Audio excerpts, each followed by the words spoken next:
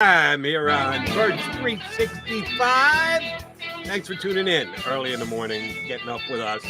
Us being a little bit of a different duo today, using the Mac and Mac guys. And Johnny Mac will be on a little later. But joining me, Johnny Mac, is my bud, Jeff Kerr from CBS Sports. It's been a minute, Mr. Kerr. How did your week go last week? You know what, Jody? I can't complain too much about it. I mean, I got to cover an NFL game for the first time in 2 years, did the Ravens and the Chargers. Fun time, I'll say that. And oh, by the way, the Ravens kind of beat up on the Chargers, brought them back down to earth a little bit. And I do want to talk about teams with 4-2 records and or better, because the Eagles are facing one this week. I'll hold off on that because I want to get your impressions on the big story over the last, now it's almost a full week. When the Eagles last week, after their game against the Tampa Bay Buccaneers, which you and I haven't yet to talk about yet, but after the game, day after, morning after, it became common knowledge that Zach Ertz had been traded to the Arizona Cardinals for a fifth-round pick and a young corner who hadn't been able to break through the Arizona lineup just yet, but a guy who the Eagles actually like in last year's draft. What did you think of the deal? What did you think of Zach Ertz and how he's handled himself since he became an ex-Eagle? Well, first impressions were, and this is before he was traded. I was up at 3:30 in the morning, and I saw he posted something on his Instagram and looked like a goodbye post. And I'm like, Zach Ertz knows something we don't know yet. And 8 hours later, it was revealed he was traded and to the Arizona Cardinals. And again, I'm happy for Zach. I'm happy he has a chance to go win a Super Bowl with what has become a really good football team. I mean, Arizona's just beating the snot out of everybody right now, and this was without their head coach last week. I think what was it? Mark Whipple's son is called the plays last week, did an excellent job there. But Arizona, they don't feature their tight end much, but I think it's a little different this year because one, Max Williams was getting the ball a little bit more. He was more for blocking purposes, but now you got receiving tight end and Zach Ertz. You got a guy who Kyler Murray can go underneath. So I think I think there's a lot of good football left to be played with Zach Ertz. I thought he played well Thursday night. He was open on a bunch of routes. Jalen just couldn't get him the ball. So overall, I'm really happy for Zach. I love the way he handled it. He did not have to come speak to Philly media after he was traded. And to me, that was as professional and as first class as you can get. And Zach has always been first class with me. I told John McMullen a story about us back in 2016. I've had a really good relationship with Zach Ertz for a long time. And, I thought it was awesome. Mark Farzetta, is helping out the Ertz Family Foundation as well. So overall, it's, the guy's full of class. I hope he gets another Super Bowl. And I told any Eagles fan this, go to your local retail store, see if you can get a Zach Ertz jersey a little cheaper than before, because he's going to be like Brian Dawkins. You can wear it forever. That's true. Going down to the games, nobody is going, why the hell are you wearing an Ertz jersey after he's gone? And in addition to that, and Zach said this the other day when he did address the media in a classy way, as you correctly described, who knows? Maybe he comes back someday. And that's always wishful thinking with about 95, 98% of the players who, when they leave, don't ever get the chance to come back. And I'm not counting the Shady McCoy one-day signing just so they can say they're resigning as a player with a specific team. No, I'm talking about playing again. I'm not dismissing the possibility that he could come back. It's got to be a minimum of 2 years down the road because he's going to go free agent during the offseason. I don't think he's coming back here, although there is a minute possibility if Mr. Goedert goes and signs somewhere else. Maybe he comes back as the tight end one. When he comes back to the Eagles, chances are it's going to have to be his tight end too, but he is those just 11 receptions away from catching Harold Carmichael as the Eagles' all-time receiver, and he did bring it to everyone's attention at his press gathering. So I would not be completely dismissive of the fact that we may see Zach Ertz in an Eagle uniform again. Yeah, I think down the road we will.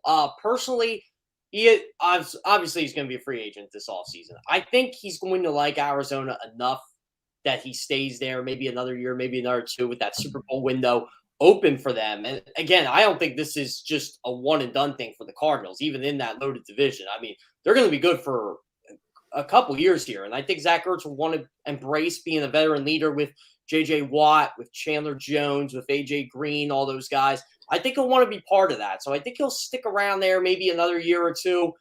And then down the road, Zach Ertz could be 34, 35 and say, you know what? I want to go after this record. I want to go after and actually finish my career in Philadelphia, play a season, play another year, play another two. And Tony Gonzalez told me Zach Ertz got about 5 or 6 good years left of football in him. He is far from being done if he's utilized correctly. And yeah, I could definitely see Zach Ertz back here. I would love to see him break Harold Carmichael's record. I know it's a real sacred record. And again, the Eagles don't have a lot of big, how can I say, they don't have a lot of big records. They don't have the quarterback who's thrown for 40,000 yards in his career. They don't have the running back who's run for 10,000 yards in his career. They don't have a receiver that's had 10,000 receiving yards in his career. And really one of the hardest ones to break was Carmichael's record. And 580 some isn't that high.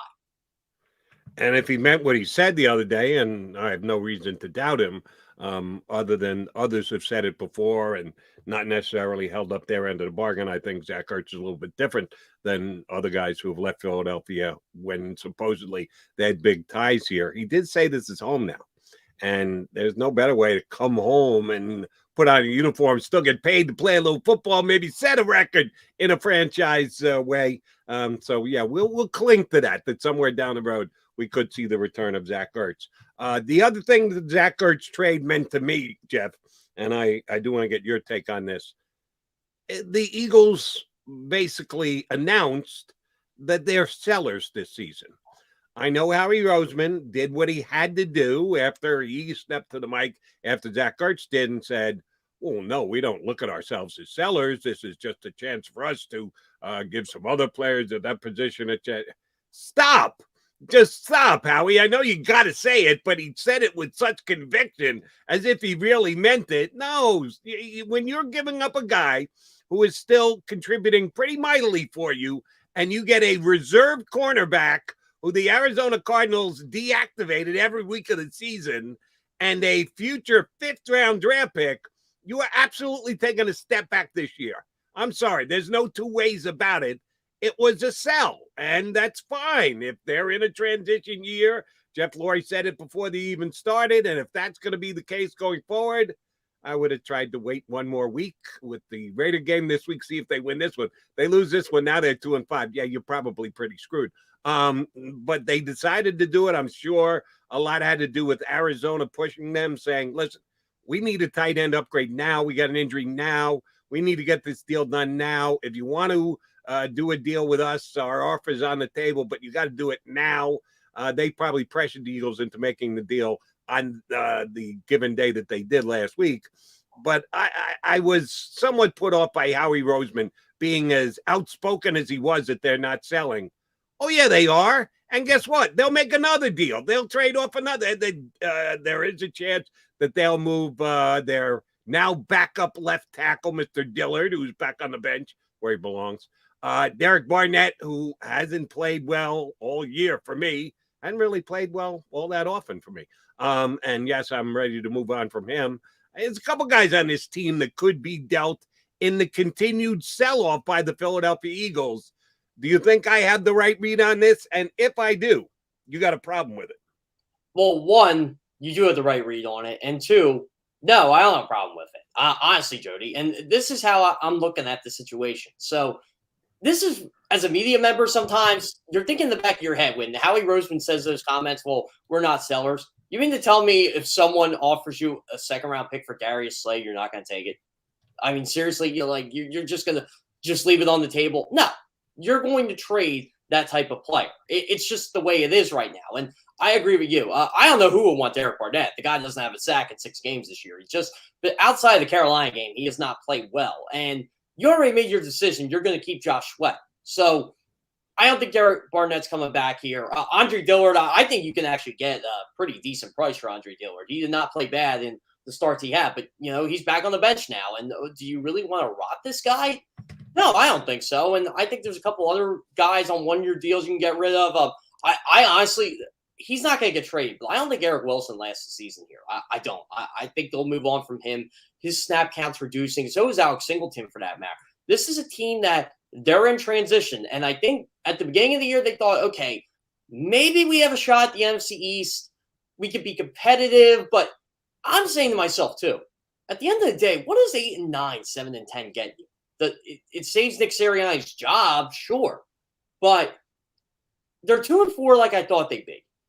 But it's just, I don't know. There's something wrong with the head coach, with the defensive coordinator, with Jalen Hurts. It just doesn't feel right. And again, like, if they beat Vegas, okay, they're 3-4. They're in a playoff hunt technically, but I don't think this team's a playoff team. I don't think this team can win a Super Bowl. So why not trade these veterans? And football, you can rebuild quickly. Like, if they take the 2021 season to rebuild and have those first-round draft picks in 2022, clear up the salary cap space, get a roster, you can win 10, 11 games next year. And John and I have been discussing this on the show all the way back to probably week 2 of the season. The fact that the Eagles don't throw the ball over the middle much. One thing that Zach Ertz being elsewhere does, it gives a clear path to Dallas Goedert as the Eagles tight end 1. He's going to be playing much more significant number of snaps. I don't think he's going to be pulled for Jack Stoll altogether too often. Goedert's going to be out there plenty. The Eagles have been negotiating with him, trying to get a deal done, trying to get him extended, trying to lock him in, and they haven't been able to do so yet. So it'll give you a good read on how much Goedert can get the job done without Zach Ertz's help. He may flourish and get more. He may come back at about the same with that many more snaps. And one of the issues is where he's best is dead in the middle of the field with his big size and ability to shake off anybody trying to cover him. But the Eagles don't throw the ball over the middle. And how many thoughts is Dallas Goedert really going to get over the middle? John gave us some stats the other day that 3% of the Eagles' plays have been passes between the hash marks this year. 3% is a pretty damn small number. Dallas Goedert, tight end 1. Do you think they can get something done? Can they get a deal done? And if so, do you have the fear that maybe the Eagles would be overpaying for a good tight end, a very good tight end? He's not a great tight end, and if you're going to make him one of the highest paid tight ends in football, I'm not sure that's very good cap management. Yeah, so I always look at Dallas Goedert, and he's not at this level. He's better, but I'm going to compare him anyway. LJ Smith, former second-round pick like Dallas Goedert. Everybody thought he was going to be the future tight end. He was going to be better than Chad Lewis. He was going to be, a huge weapon in this Eagles offense. LJ Smith didn't do much. Dallas Goedert is better than LJ Smith, but in today's game with tight ends, is he Travis Kelce? No. Is he Mark Andrews? No. Is he Darren Waller? No. Is he Austin Hooper? Yes. And Austin Hooper gets paid a lot of money to not do much. He's a non-factor in the Cleveland Browns offense. David Njoku is better than Austin Hooper. That's what I'm afraid of. You're going to pay Dallas Goedert, Austin Hooper money, and he's just going to be a 40-catch, 500-yard, 5-touchdown guy. And, Jody, that's not good enough. They need more out of Dallas Goedert. So I think these next couple games, and I think Howie Roseman said this perfectly, we are going to basically evaluate and see if he's worth the money he thinks he is. And he has his chance now. He doesn't have the handcuff, and Zach Ertz holding him back. And we got a good comment from one of our streamers here on Birds 365. Joe Whipp he brought something up I was just about to bring up. Dallas Goedert still isn't cleared to play this week. They did trade Zach Ertz. He is still in the COVID protocol. There was talk last week that there was an outside chance he could actually play in Thursday's game against Tampa. If he had gotten the 2 negative tests, then he could have played on game day, found out that he was actually cleared and be able to play. He did not, so that was not the case. But we're now several days after that, and he has not been cleared from the protocol. Well, he hasn't necessarily been in the building because the short week that the Eagles had last week led itself to a nice long downtime this week. Extra practice? No, the NFL has rules against that. You can't actually have extra practice. The coach can come in and brainstorm that much more, but the players get to stay home. I'm hoping that's the case here, Jeff, that he just hasn't taken any tests because he hasn't been in the facility and they haven't been able to. I'm sure they could ask him, hey, Zach, can you come in and at least take a test so we know for sure you're going to be able to play. But as of right now, he's still not eligible to play this week. Yeah, and that's the thing, Jody. Like, this could be a non-story in 6-7 hours from now, because the Eagles could say, "Hey, Dallas Goedert is cleared." So yeah, you're right. They haven't been in the building since, I guess, Friday morning. They might have been in the building. I don't even know if they were in the building Friday morning. So it's been almost a full week now, and like you said, it's a mini bye. These players, they kind of got the weekend off to refresh their bodies, and I mean, Dallas Goedert. When did he get placed on the list? It was last Tuesday, right? So it's been like 8 days, 9 days, something like that. So yeah, I think it might have been Monday, but you might be right. It might have been Tuesday, because there was the possibility that he could have played on Thursday, which means he got the positive test on Monday, then he would have to be retested Tuesday. I don't think you can take the test the next day. You got to wait at least 24 hours. So he would have tested, if he could have possibly tested negative on Wednesday and earlier on Thursday, he could have been cleared for the game. Yeah, so I'm not concerned yet, obviously, but yeah, who's your tight end right now? It's Jack Stoll. That's your first team tight end, and that's pretty much it. Like, Tyree Jackson isn't coming off IR. I mean, he will be soon, but not right now. And that's something else I was pretty interested in, what Howie Roseman said. They really like him. And I think that's another reason why, if they feel he's going to develop this year and actually become a contributor in this offense late in the season, do you pay Dallas Goedert and just roll with this guy and say, you know what, we found our own version of Logan Thomas here. We found our own version of Darren Waller. And, not saying he's going to be those guys, but if he can contribute the same Dallas Goedert has, why pay a guy $12 million a year to be a top tier tight end when you can pay a guy $850K right to do the same thing, and you can spend that money elsewhere? And oh, by the way, that's one of the reasons why they need to get Tyree Jackson, hopefully. And I know they can't rush it. You can't rush a guy coming back from a major back injury, but they got to be hoping that they can get him back out onto the field, that they can get him into practice. They can get a better look at him, then get him into games and see if he can actually do something. Because, yeah, there is the possibility that Goedert wants outrageous money, that he is going to set the bar so high that the Eagles can't justify actually paying him. And then you got to be able to do something at tight end. Yeah, there'll be other tight ends out there that they could look at free agency that they'll be able to get for less than Goedert. But if you are that confident that Tyree Jackson has come that far, that fast, maybe that is the direction they go. But you can't even begin to think about that until he gets back out on the field. He made some nice plays in practice during the preseason. He hasn't done diddly during an NFL, even a preseason game. He hasn't done anything yet. So I don't know how much faith you can put in a guy that he can be your starting tight end if he hasn't played in the game yet. The Eagles are certainly hoping to get him in a game. One thing that I will be very interested in this game coming up against the Raiders for Goedert, assuming Goedert gets cleared from the COVID list and he's going to play.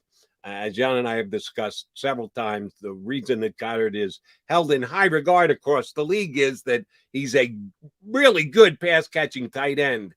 He's a phenomenal run-blocking tight end. He's one of the best. He might be as good right up there near the top of guys who aren't like offensive linemen who've been converted to tight ends. Of course, they're the best blockers, but they got no chance to catch. He's the combo package, and that gives him extra value, and that's why he probably is going to get paid big bucks either by the Eagles or on the open market.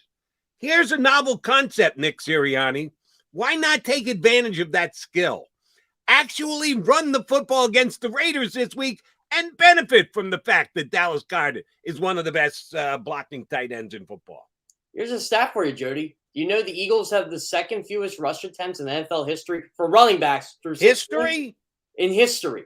Only the Jaguars in 2014 have fewer rush attempts by running backs through 6 games. And that team went 3-13. Who was the Jag quarterback that year? That was Blake Bortles, I believe. Blake Bortles, okay. Yeah, I think that was Blake Bortles' rookie year. It might have been his rookie year, so which is weird. Like, why would you have him throw the ball when he's a rookie quarterback? But I digress. And I don't get this head coach. I just don't understand why he doesn't run the ball when he has a running back who's third in the NFL in yards per touch since he's been in the league. You don't even try to get him the football. It's okay if you don't like him. That's fine. We'll give the ball to Kenny Gainwell. Give the ball to Boston Scott. Like, I don't even know Boston Scott's on this team anymore because they don't even utilize them. I thought for sure this is where I was completely wrong about Nick Sirianni this year. I thought for sure Miles Sanders, Kenny Gainwell, Boston Scott, Kerryon John, whoever was on this roster was going to get touches, and whether it was in the passing game, whether it was in the running game, and they were going to help out this quarterback. This is why I don't go to fully the bat for Jalen Hurts, but I'm going to defend him. How can this guy succeed when there's no balance on offense? And you can give me the RPO stuff all you want. Guess what? You're a quarterback. It's this. It's never this. So run design, run plays. Help this guy out because Tampa Bay figured out quickly they are not running the football. So we are going to go after him and we are going to force him to his right. And we're going to make him make a play with his legs or with his arm. And he didn't do much of either until the game was pretty much out of hand. And he didn't really do much with his arm all night. But again, they don't run the ball the last two games. Jalen Hurts struggles. Do the math. Run the football more. And no, not this RPO stuff. Actually give the ball to guys who can make plays like Miles Sanders. And honestly, it's going to scare running backs from coming here as long as this head coach is here. And I just don't like what he's doing right now. Well, I won't dismiss the RPO thing because if you hand it off, you hand it off. But he needs to hand it off more. Yeah. We understand what an RPO is. The quarterback has to make a decision by judging one defender and where he's on the field as to whether it would be more advisable to give it to the running back or pull it back out of his belly and make a play with your arm. He's judging that to be better to keep it in my hands rather than put it in Sanders' stomach much too often. And I'm not questioning his read, that he's got the read right, but the best way to just do away with the fact that he has to make a decision is don't call it an RPO. Just get under a shocking revelation. Quarterback can take a direct snap from the center. Not every play has to come out of the shotgun, Coach Sirianni. At least give him a chance to run the football a little bit. Let your offensive lineman, every offensive lineman I've ever spoken to prefers run blocking to pass blocking. Give him a little bit of a break. Let him maul somebody. Let him run the football. Is this the week that happens, Jeff Kerr? I doubt it. Funny statistic for you. So the Eagles run the fewest play action plays in the league. You want to guess which team runs the most? Well, but see, here's how I would answer your question with a question. On an RPO where they don't hand the ball to the running back, is that considered play action? To me, no. Right. To me, it is. So I would say the Eagles, being one of the least used play action teams, is a little bit of a faux stat because on an RPO, it basically serves the same purpose. I don't think it sucks the defense in as well as a true fake handoff, but it's not a straight up passing attempt. You are at least showing the possibility that you could hand it to a running back. Yeah, to me, and again, this is where the whole play action stat comes in. To me, play action is you line up under center, you fake your gun, and then you do the fake, and then you go out. So yeah, so with the RPO, again, I think just because they're in the shotgun as much as they are, you're selling it, but you're not really selling it. I still don't understand running shotgun every play, Nick Sirianni. So I agree with you there, Jody. I'm just like, can this quarterback line up under center? Can he do basically a regular play action? Can he do that? I don't know. And I think this is what scares me about this football team. I don't know any more or less about Jalen Hurts through 6 games than I did at the beginning of the season. And they got to figure out if Jalen Hurts can do this stuff. Because if he can't, and if they already know that, Jalen Hurts won't be here in 2022. Or he'll be here, but he'll be on the bench. And I don't know if he'll ever get benched this season. I don't think that's going to be a possibility. I don't think that should be a possibility. But I'm scared for the kid right now because I just don't think he's getting the assistance he needs from a coaching staff that may not want him. And, oh, by the way, I did look it up just before the show started.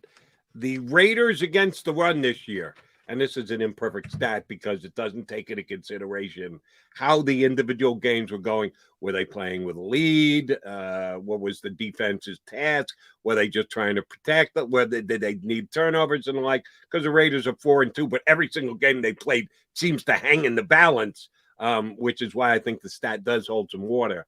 They're in the bottom quarter of the NFL in yards against the run per game. They're ranked 25th in the NFL through 6 games. So they are a team that can be run against. If you give any credence to that stat, the issue is I didn't even realize the Raiders are 25th. The Eagles are 28th. It wasn't like 2 weeks into the season, the Eagles defense, one of the second or third ranked defenses in the NFL, in giving up no runs, no yardage against the run. Yeah, the last couple of weeks have not been too kind to the Eagles on the defensive side and giving up runs. The Raiders may be looking to run the football against the Eagle defense. They're struggling more against the run than they are against the pass, but even against the pass, they're struggling a little bit too. All right, I shot you a text yesterday to let you know what we're doing here today on Birds 365. We always have Eagle-centric guests, and John McMullen will be on as a guest today. He's got to do the COVID shot thing, so he's going to join us coming up about a half an hour from now.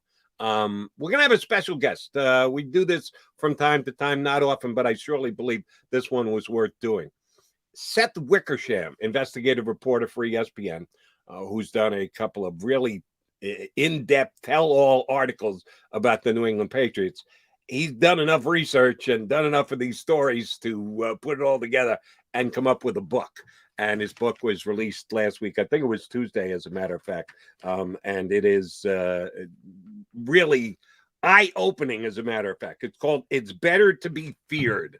And it's about Tom Brady, Bill Belichick, Robert Kraft, the entire Patriot dynasty, but those 3 main figures, and some very interesting stories. Yes, Eagle fans, one of the downsides of that 20-year run up in New England was the Super Bowl in Minnesota when they got the better of the New England Patriots. Even that, he's got some good stories about Malcolm Butler and what happened on that Super Bowl Sunday. Seth Wickersham, investigative reporter and author from ESPN, is going to join us next here on Birds 365.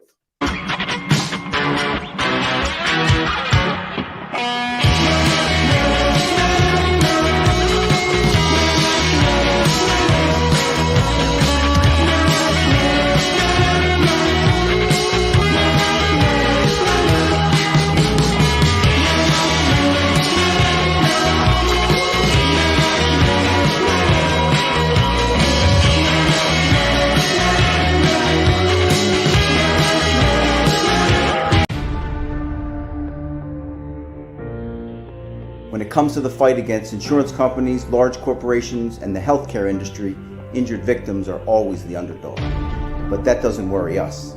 At Messa & Associates, we're an injury law firm from Philadelphia, and we come to fight. Our clients know that they've got representation with a chip on its shoulder, and it's the same chip that makes Philly the toughest city in the country. Call 215-568-3500 or visit us online at messalaw.com. Messa & Associates, the toughest injury firm in Philadelphia. At Stateside Vodka, every new customer gets the world's best rocks glass, free.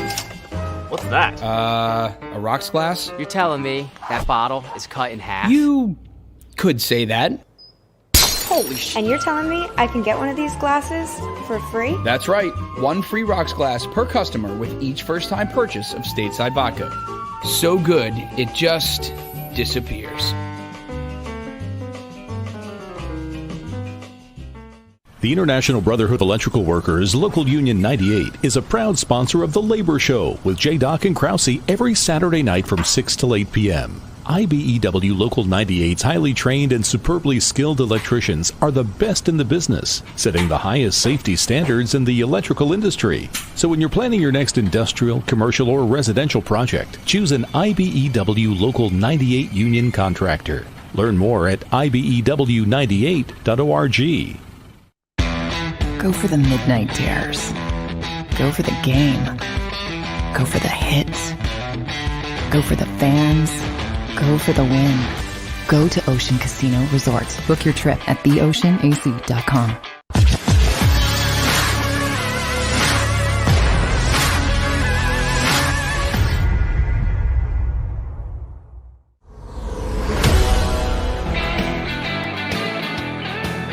my bud Jeff Kerr going in for Johnny Mac today. J-Mac will be on about a half an hour from now. He's got COVID testing for the Eagles this week, so we'll punch him up as a guest rather than a co-host. We're waiting on our first guest. We're hoping that Seth Wickersham jumps aboard soon. Investigative reporter for ESPN has decided to put all that work to use and put it underneath a hardcover. He's got a book out about the Patriots and their dynasty and the relationship between the triumvirate of big achievers and big egos up in New England. Mr. Kraft, Mr. Belichick, and Mr. Brady. Well, only 2 out of 3 are still there, and that's one of the storylines we'll go down with.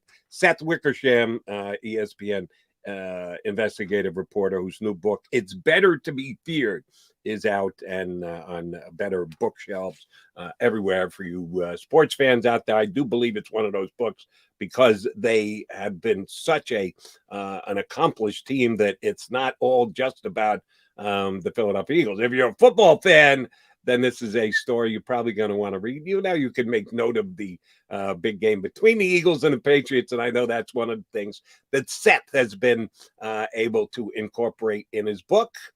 I see he's almost ready to join us, so why don't we punch him up? Seth, Jordan McDonald, and Jeff Kerr here from Eagles Birds 365. Thanks for joining us today. Gentlemen, how are you? Doing good, Seth. I guess I'll start out with the first question here. So about that Malcolm Butler benching in Super Bowl 52, we never really seemed to get an answer until your book came out. Oh, thank you. And there's still some mystery involved, but before the game, Malcolm Butler got sick, and that's public knowledge. And during practice, in the lead up to that week, and in the lead up to that game, he really just didn't seem locked in. And he got into a screaming match with Matt Patricia, who was the defensive coordinator at the time. And Patricia just seemed more down on him than even Belichick did. And so they sat him. And I think that it's one of the most interesting things is that, Bill Belichick has been around a lot of difficult players that have posed some management challenges during his career. You think back to like Lawrence Taylor and all of the things that are legendary now that Lawrence Taylor did at night. But I think that not being locked in before a Super Bowl was an unforgivable sin. And then after the game, in which Malcolm Butler famously didn't play, he was talking to the teammates who were like, what happened? What was going on there? And he said, these dudes, these MFers. And he was not referring to his teammates. He was referring to the coaches. Understood. And it's kind of, and I know it's so hard to judge locked in. Probably Bill Belichick can judge it better than anybody else on the planet, but you never get 100% in a guy's head. And he did kind of have a big play that kind of delivered a Super Bowl to the Patriots previously. I guess it wasn't enough goodwill for them to excuse the fact that he might not have been, quote unquote, locked in for that Super Bowl still to this day. I think it's just stone cold strange. Through your evaluation, Belichick make that call? Patricia make that call? Did Patricia have to talk Belichick into it? How did it actually play behind, as best you could uncover, behind the scenes to not play him? I understood why they demoted him. Now, why they didn't play him when the Eagles were clearly having so much success in that game offensively, that I'll never understand. And that's clearly a Bill Belichick decision. But remember, he made the big play in the Super Bowl against the Seahawks. And there were some issues with his contract and showing up to camp on time in the subsequent years. Like at one point, the NFLPA had to get involved. And I think that in the Super Bowl, when the Patriots played the Falcons, Butler got beat deep in that game. And I think that the coaches just seemed to give up on him. I mean, I think that that's the gist of it. But really, that Super Bowl was really fascinating. And it was interesting to look at because there have been a lot of problems in the building for the Patriots during that 2017 season. You had Tom Brady wanting, pushing his TB12 business. You had Alex Guerrero in the middle of it all, and Belichick curtailing his access around the building. In the middle of it all, you had Brady wanting a contract until he was age 45, and the Patriots just not really willing to go there. And, you had Jimmy Garoppolo, who Belichick didn't want to trade and ended up having to trade at the last minute. And then they go and play the Eagles. And I mean, that defensive game plan was a mess. The coaches agreed, for instance, that, they needed to make Nick Foles beat them. But how they were doing it, there was some disagreement on it. And in the second quarter, especially when the Eagles were just able to run the ball at will, it was obvious that the defensive game plan wasn't working. And at halftime during that game, actually, the lights went out in the Patriots locker room as Justin Timberlake was performing. And the coaches had to use their phones to try to light things up. And Ernie Adams was in Bill Belichick's face saying, like, why are we in light personnel? What the hell are we doing? Because the Eagles were just gashing through New England's defense. And, you know, New England ends up putting up 600 yards of offense and still loses and doesn't even punt. And later that week, when the Patriots returned to Foxborough and had a team meeting, Brady told people he wasn't returning. Was that the year 2017 where everything just kind of went south between Brady and Belichick, or was it building up to that point? No, it was a real turning point. I think that, you know, like I said, they won their 5th Super Bowl together, and Tom just wanted to be known as more than New England's quarterback. You know, he pushed this business, his TB12 business, really hard. And, you know, Belichick made resoundingly clear that Alex Guerrero did not work for the Patriots. And when asked if he was going to read the TB12 method, Tom Brady's book, Belichick said, I see Tom every day. I don't think I need to read a book. I mean, he was really dismissive of that. And in the middle of it, you had Jimmy Garoppolo, who Belichick was deeply invested in. And then you also had Brady wanting this contract. And, you know, there was at one point he and Belichick talked about the contract till he was age 45. And that meeting ended in a blow up. Kraft was like kind of involved. The Krafts didn't know if Belichick was actually going to return that year, you know, after the 2017 season. And so there was even though, and in the offseason, after that Super Bowl, Brady, you know, he skipped the entire voluntary offseason program and actually asked Kraft for his release. And Kraft declined to give him his release because they had just traded Garoppolo. So they were kind of invested in Brady's in Brady as their future. And then Kraft changed his mind and ended up allowing Brady to be released, but then Brady didn't want it. Then anyway, fast forward to August of 2019. Brady still wants a contract until he's age 45. At this point, Belichick and Brady have 6 Super Bowl rings together. There's another contentious contract negotiation where the Patriots just kind of see Brady as a year-to-year player. Brady almost leaves training camp in protest because he was so frustrated. He ends up signing a 1-year deal with the Rays and an out to allow him to be a free agent. And 48 hours after he signed that deal, he and Gisele Bündchen put their house on the market. I remember that. That was wild. And I remember your long investigative article on ESPN about it. I said, damn, how do they keep winning Super Bowls if they've got all this infighting going on up there? Was pretty amazing. And I know you noted this. I don't remember if it was in the article. You noted here in the book. And certainly it has played itself out since Brady has relocated to Tampa. How big a part of it was that Tom kind of wanted a seat at the player personnel table, that he was continually taking deals below market value. How high can you go for the GOAT, the greatest of all time? Well, he always took a little bit less, so the Patriots would have some flexibility to keep adding talent to the team. But he was never consulted or brought in on how they're going to use that money that Tom Brady is saving them. When he went to Tampa, yeah, I'm bringing in Gronk. Yeah, I'm bringing in Antonio Brown. He surely has a lot to say. How big a part of the separation between he and the Patriots was just that? Well, I think that it was a factor. You know, Tom and the contracts had really been an issue since maybe, 2010 or so. You know, Brady was tired of taking these. At that point, Brady was kind of tired of taking these team-friendly deals. And that was when the Patriots were just kind of coming up short in Super Bowls and getting bounced in the playoffs by the Ravens and the Jets. And it just, you know, nobody knew if, you know, what the future of that team was. They had kind of plateaued at an incredibly high level. And, you know, Brady had a contentious contract negotiation that year. And then you have 2013 where he signs another below market deal. And then Wes Welker leaves for the Broncos. You know, he thought he did it to try to help someone like Wes Welker get re-signed. And then Belichick lets Wes Welker go. And I think he did want to have he wanted to be a little bit more than just a quarterback. And I think that, you know, a couple of weeks ago, Alex Guerrero said, you know, Belichick failed to evolve. to account for what Tom Brady had become. And I don't know if that's quite fair. I think he did, but it was within the context of Belichick's program. So Brady was always going to have a ceiling in New England. And look at the roles that he has in Tampa. I mean, at one point when he was leaving New England, he told Joe Montana, he goes, they ask my advice, I give it, and then they don't do anything with it. And, in Tampa, he is the quarterback of the team. He's the de facto offensive coordinator. They are running New England's offense, not Bruce Arians' offense. And he's a pseudo personnel executive.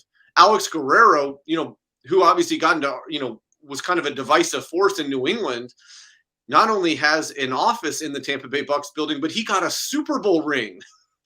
And so I think that things are just different for him now. And, at this point, he knows more about offensive football than most head coaches. And, I think that he's in a place where they welcome his input, even if he's not obviously making final decisions on things. Now, how does Bob Kraft handle this Brady Belichick divisiveness? Because, Bob loved Bill the first stint he was in New England when he was under Parcells, and he made sure he brought him back to New England. And then you got a guy who was drafted and won you 6 Super Bowls. How does he pick a side in all this? Yeah, and in some ways, I think he mostly did it masterfully, right? I think that he was trying to keep the band together as long as he possibly could. But that doesn't mean that it didn't come without, managerial headaches. I mean, Kraft has told people that, when the Patriots were first winning, at the beginning of their Super Bowl run, Belichick would still kind of kiss his rear end every now and then. And then once they really started winning and Belichick became a future Hall of Famer, that didn't happen. And, you have Nick Caserio, who is Belichick's top personnel executive, and Kraft would have to call him for information about the team. And sometimes, because Belichick wouldn't tell Kraft what was going on, and sometimes Nick Caserio didn't know what was going on either because Belichick wouldn't tell him. And there was this moment in 2018, where Kraft was at this kind of rich guys conference in Aspen. And he goes, I really hate leaving all these brilliant minds. And I got to go to Detroit to be with the biggest effing a-hole in my life, my head coach. Don't. All that said, though, these are really stubborn and type A personalities. And generally speaking, I think that Kraft did a masterful job at trying to, keep the egos in check as best he could. But, these guys, it didn't come without managerial challenges at times. Seth's book, It's Better to Be Feared, available, came out last Tuesday for any football fan who wants to know the story behind the story with the New England Patriots and their dynasty. It is a must read. It's better to be feared. I can read into several possibilities. That's what you were trying to do with that title. If you can give us a nice little synopsis, you could probably talk about it for 20 minutes. We don't have 20 minutes. Well, driving forward, but behind the title when you came up with it. Yeah, I mean, the saying, of course, is it's better to be feared than loved. And I just thought that fit them because especially after, during the first part of the run when they were winning Super Bowls, they were, it was easy to kind of get swept up in the romance of it all, right? You had this head coach that not many people thought could be successful. You had this quarterback who nearly went undrafted, and they kind of found each other, and this miracle happened. And then 2007 happens, and Spygate breaks. And America starts to look at these guys very differently. And I think that that's really when they kind of were able to, unleash their inner a-hole, if that makes sense. And I think that they kind of became a little bit more of who they were. I mean, during that season, remember, they were getting criticized for running up the score on teams. They did not care if anybody liked them. It was, that saying New England versus the world. That's what it was. And I think that at that point, their bloodthirstiness came out in a way that we had never really seen on a football field in quite some time. And from then on out, it just kind of stayed with them. I mean, remember when Deflategate happened and all of the owners were looking, for Roger Goodell to pile on the Patriots for that as a makeup call for Spygate, because they felt like that Roger Goodell had been too lenient with Spygate and actually complicit in a cover-up when they stomped those Spygate tapes to pieces in a Gillette Stadium conference room. And so, the Patriots just kind of took on this persona and they kind of owned their darkness in a very interesting way. And so that's why I thought the title made sense. Very good. Yes, Seth. So I remember Super Bowl 39 very vividly, and that all the drama was with Philadelphia that week. Obviously, will T.O. play? Won't he play? I don't remember anything coming out of New England that week. I mean, the only drama we got was 3 years later with Spygate. Was anything going on in New England leading up to that game? It was a pretty calm week. I thought one of the most interesting subplots that I get into a little bit in the book was, Jeffrey Lurie. And I didn't realize until I started reporting the book just how much losing out on the Patriots to Robert Kraft affected him. I mean, he essentially disconnected from the world and just went traveling for a long time. And, he was finally able to get the Eagles, and the Eagles were built in a phenomenal way. Remember, leading up to that Super Bowl, the Eagles and the Patriots had actually had identical regular season records in the years leading up to it. And the Eagles, obviously had made it to 4 straight NFC championship games. There's just that little difference about like what makes an A- team versus an A+ team, and nobody knows. But it was there. And before the game, Jeffrey Lurie and Robert Kraft were exchanging bro hugs and acting like they were best friends. But the coaches on the staff for the Eagles noticed that Lurie was very antsy leading up to the game, and he was like, we better not lose to this son of a bitch. And the comparison between Donovan McNabb and Tom Brady had something to do with the results during all that period as well. All right, so I want to look ahead. You do a great job of looking back over the entire dynasty, 20 years. Brady leaves, 1-0 Brady. He wins the Super Bowl. Big Bill doesn't make the playoffs. It was a lopsided 1-0, as a matter of fact. And, oh, by the way, Brady well out in front again this year, although Mac Jones is looking okay to me. How long are Kraft and Belichick tied to each other? It seems like the relationship between Kraft and Belichick was actually more contested than Kraft and Brady, but it ends up that Brady goes elsewhere, and certainly part of it was Tom made his own decision to do that. Now you've got 2 of the 3 left still working it together in Boston.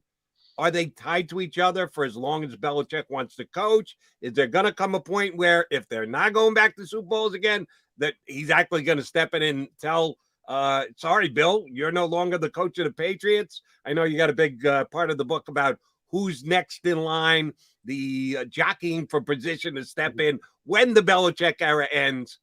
When are those 2 going to split, or are they?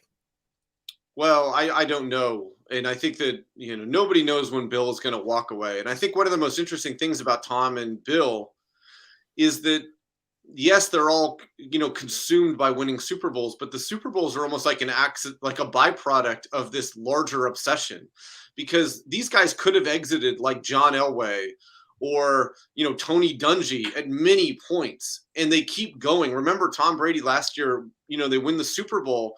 His family runs onto the field, and the very first question Gisele Bündchen asks him is, what more do you have to prove? And Brady sidesteps it. He's like, I was trying to change the conversation, because in a weird way, he was already thinking beyond what they had just done. And, Belichick had once said, I'm not going to be like Marv Levy and coaching in my 70s. He loves to take shots at Marv Levy. But he's going to be 70 next April. And so it's going to be really interesting to see. I think that one of the things with Bill is that he's had an enormous amount of pride, and he never wanted to turn over a bad team to his successor. And a key ingredient of that is having them fixed up at quarterback. And it looks like Mac Jones at least has the potential to be that type of guy.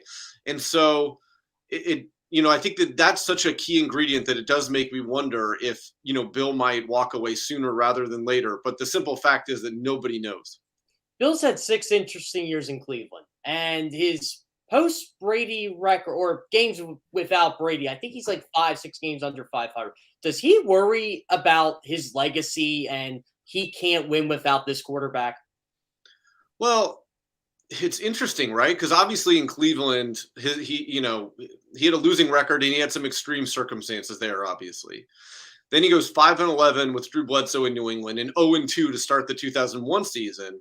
Then Brady comes in, and then during the year in 2008 that Brady mostly missed with his knee injury, and during 2016 when he was suspended, Bill wins games without Tom. Now Tom is gone. Last year, Bill kind of made excuse. He kind of gave an excuse. He was blunt. He just said, "Look, we sold out," and he kind of indicated that they needed a rebuilding year. But that's continued. It's unbelievable to me that the Patriots are winless at home this year after all the money that they spent, more money on guaranteed contracts in the offseason than Robert Kraft paid for the New England Patriots when he bought the team. And so I think that Bill burns if he loses a game. And I don't think he thinks that his accomplishments are being diminished by the week when Tom Brady is making winning look easy and all of a sudden it's really harder in New England. But it's hard to think that he doesn't notice it on some level, that the Bucs just keep moving on and New England is just coming up just short enough of the time. It is interesting. And but look, Bill made the decision on how to evaluate Tom Brady after the 2019 season, but Robert Kraft backed him. It was an organizational decision to let him open the door to let him walk out, and he definitely walked out. All right, Seth, last thing, and we know you got another interview to do, so thanks for your time today. They've got a commercial on TV now about Tom Brady and Giselle selling Bitcoin, jumping into the Bitcoin market, which I actually think is very well done. As a matter of fact, calling friends in the bar in Boston, you can't come back. When his playing career is over and done with, and who knows, maybe gets another Super Bowl or two with Tampa, which will rub more salt in the wounds. But when his career is done, how will he be perceived by the Patriot faithful in Boston? Well, they have to love him, right? I was at the game when the Patriots played. According to the Bitcoin commercial, they're never going to love him again. They'll buy the Bitcoin, but sorry, Tom, we're never going to love you again. I would just have a hard time believing that the Patriots fans would be that spoiled. But I will say this, I was there for the game a couple of weeks ago, and they cheered for Brady during most of warmups. And then the Patriots, I don't think the TV cameras caught this, but the Patriots go to the locker room before kickoff, and the Bucs, led by Brady, go to the middle of the field and do a chant right on the Patriots logo at the 50-yard line. The fans definitely did not like that, and they booed him on the way out of there.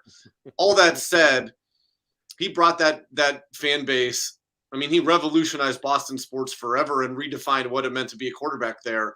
And I would have a hard time if even salty Boston fans, didn't end up loving him in the end, no matter what.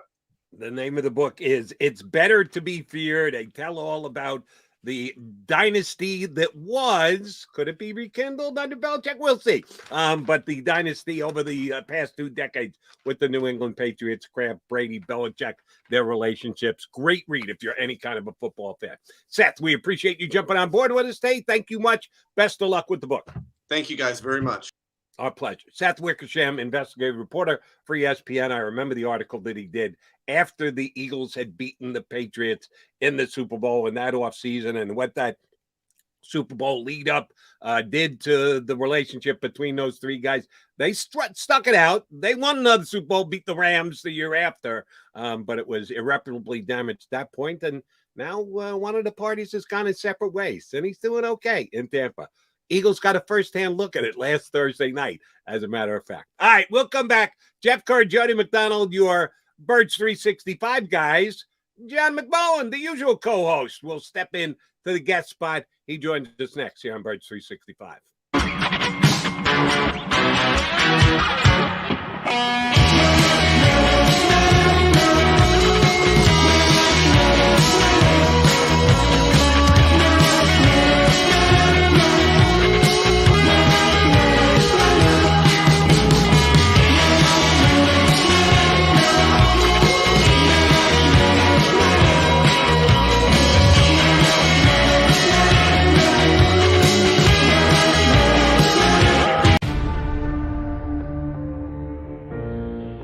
When it comes to the fight against insurance companies, large corporations, and the healthcare industry, injured victims are always the underdog.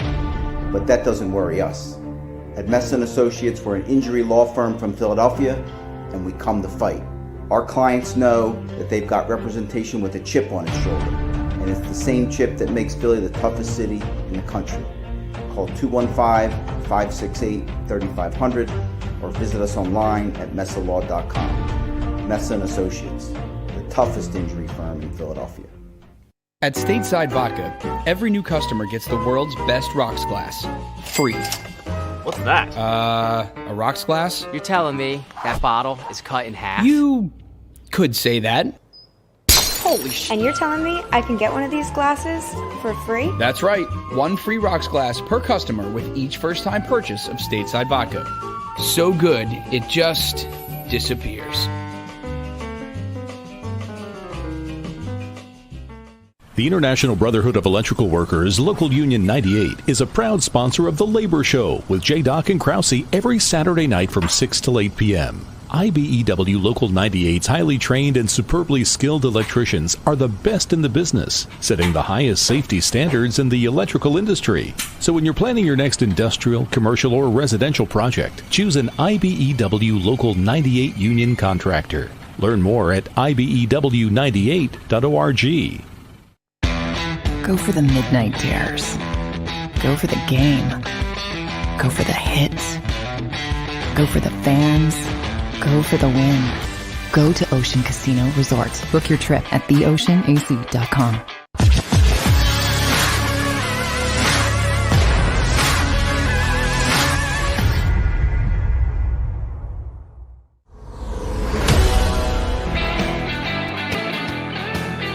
Thanks for hopping aboard. Birds 365, Eagle fans. Yes, they've got a game coming up on Sunday versus the Raiders. We'll touch on that with John McMullen. He joins us in a couple of minutes. We'll start the look ahead. But it was fun to take a look back with Seth Wickersham. Jeff Kerr, I don't know that you and I have ever discussed this here on the air on Birds 365, the Eagles winning the 2017 Super Bowl. One of my best friends is an obnoxious New England Patriots fan, and I tell him that to his face, that he's an obnoxious New England Patriots fan. And, oh, by the way, he tells me all the time to my face how badly the Jets suck. So we have that kind of relationship that we can say those things to each other. I told him before that Super Bowl, you're not a lock, buddy. The Eagles have a chance in this game. The Patriots are the favorite. They were, I think, close to a touchdown choice. And everyone outside of Philadelphia or New England who could be quasi-objective about it, a high percentage believed that it was just going to be another Patriot Super Bowl victory. I told my friend, and it wasn't just because, and he probably dismissed me because you're just getting on my case because you hate the fact that the Patriots own the Jets. I tried to let him know that I really believe the Eagles could win that game. So it's great to be able to rub salt in his wounds. He's been doing enough of it to me over all these years. How confident were you going into that game that the Eagles could pull the upset? So that whole week or that whole 2 weeks, like, you know, I'm so knee deep in Eagles coverage at that point I was at 24/7 Sports, which, you know, was under the CBS banner. And I knew as well as anybody did that all our company cared about was the Patriots. Patriots, Cowboys, Steelers. They were the three big teams. The Eagles were not supposed to be there. So, you know, I had to kind of hold back a little bit and, you know, just kind of keep my mouth shut about the Eagles. And I was like, okay, whatever. And then, like, I think when Alshon Jeffrey had his speech that Friday, I said, you know what? They're going to beat this team. They're going to beat this team. I said, this team has come too far. And I kind of said Nick Foles was going to win the Super Bowl in December. And I remember after I said that on my Facebook Live, I got interrupted. And it was my video about Nick Foles saying that. They're like, oh, he called it, you know, 2 months earlier. So that whole game, I just watched it and watched it and watched it. And I didn't say anything. I kind of kept my mouth shut. And as soon as Brady got strip sacked by Graham, I put in emojis out that should not be in a Slack room, but I did. And it was just kind of like, whatever. You know, the Eagles won the Super Bowl. You know, they're going to win this game. And it was a fun time. I will say that. And I remember when they won, I said, guys, I've been working like crazy for 2 weeks. I'm like, can you give me 15 minutes so I can go out and just you soak it all in for a bit? And they're like, well, you know, Nick Foles won Super Bowl MVP. I'm like, yeah, I don't care. The Eagles won Super Bowl. I don't really care who won MVP. I mean, you know, so it was a crazy 2 weeks. It's something I'll never forget. I remember the only free time I had, I went with my dad and we went to one of the Eagles team stores to get just some Super Bowl memorabilia. Like I like to get programs and stuff like that. I remember they didn't have too many Super Bowl hats, but I wanted to get one. And it was just a plain Eagles hat with the logo, and it had the Super Bowl 52, 52 logo on the side.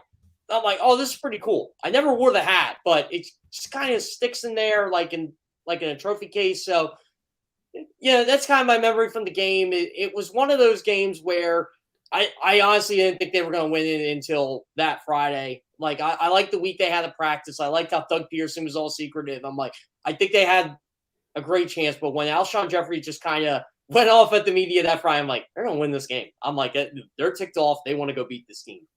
And they did that day, and Seth just gave us a walk down memory lane about the Patriots putting up 600 yards and losing. I think a big part of that was what they had done 2 weeks before by not only beating the Minnesota Vikings, but beating down the Vikings. I think part of that Eagles Super Bowl win was the fact that they had built up their confidence as much as they had. Remember, they had squeaked by the Atlanta Falcons the week before. If Julio Jones actually can come down with that pass, there's no parade. There's no Jason Kelsey in a mummer's outfit. None of that ever happens. But after they beat the Vikings the way they did, I think it kind of set it up for the Super Bowl. All right, do we or don't we have our buddy John McMullen? We don't have his fancy face. There it is. Hello, J-Mac. How are you today? Doing well. How are you guys? How was Seth? He was. I thought he was tremendous. outstanding. 1% better every question, John. 1%. That's all we can do. That's all we. Well, I guess if you're 2-4, you might want to get 2% better, but who knows? No, we know you're an actual 1%er, so that's a given that you can handle it. All right, first question for me is, and I pretty much know the answer, but I need you to confirm. The Eagles starting tight end Dallas Goedert has not cleared the COVID protocol yet, correct? Correct. I think today will be 10 days, so I think today is going to be a big day, but I have to check on that exactly. We talked about if you have symptoms, and by the nature of the fact that before Dallas was on the COVID list, he had missed a practice with what was described as an illness. So you don't have to be the greatest sleuth in the world to know he was having some kind of symptoms. So that pointed more toward 10 days than the quick 2 tests that sometimes you see people get cleared. So I think today is the 10th day, and I can't check on my phone, but this will be a key day. And if it's not today, it's tomorrow. So I expect him to play in Las Vegas, but you have to wait and see, obviously. John, I've been waiting a couple of days to ask you this. So I was in Baltimore this weekend covering the Ravens game. Nick Sirianni came up, and yeah. And overwhelmed was a term I heard 3 or 4 times. You're in the trenches. Does he feel like he's overwhelmed after 6 weeks? It looks like it at times. I've said, from the start of this, I thought, and Jody and I were talking about this a little bit again yesterday. I thought it was just strange the way they put together this coaching staff, not having that veteran voice to lean on. Just the one thing, and I'm sure you've heard the same thing over the years, Jeff, the one thing every coach says the same. The one thing they all have in common is they say, wow, I didn't know how much more I had to do as a head coach. And most of it doesn't involve football. Most of it's ancillary stuff. And there's always a growing pain aspect to that job. So I knew that was coming. I don't think he put together the staff probably the way he should have. And that's not an indictment for the position coaches or teaching or anything like that. Just not having someone who's done it before and you can go to advice for advice. And you can call Frank Reich and you can text Frank Reich and you can bring in Mike McCoy for a couple of days in training camp and talk and text to him. But it's not the same as having somebody there every day. And they haven't had that. And that was one of my biggest concerns. And I think it's manifesting itself at least a little bit.